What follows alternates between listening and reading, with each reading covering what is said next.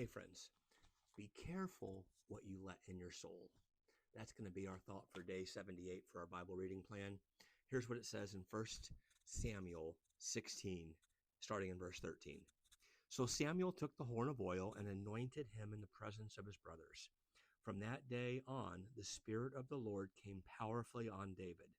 Samuel then went to Ramah. Now the Spirit of the Lord had departed from Saul, and an evil spirit from the Lord tormented him. And I don't get how all that works. But what I do know is that Jesus teaches us to pay close attention to what we pay attention to. The reason is because it really does affect how we interact with the world. It changes us, right? It affects our mood. It alters our paradigms. Saul let fear and insecurity drive his decisions, and those negative characteristics eventually drive God out.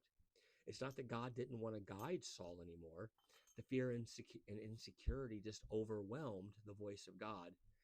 And God, as we often say here on this, podcast or videos or whatever you want to call it, he lets us suffer the natural consequences of our choices. If Saul would have listened to the voice of God instead of instead of fearing the voices of others, God would have continued to guide him and direct him.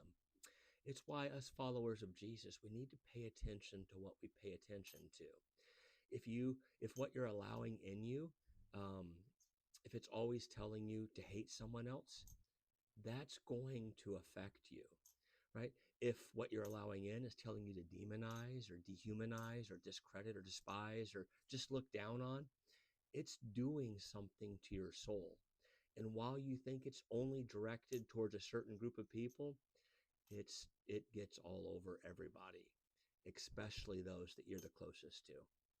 On the contrary, if what you're allowing in is good and positive and reaffirming, seeing the best in others, working well with others, and sees unlimited potential, possibilities, that also affects your soul.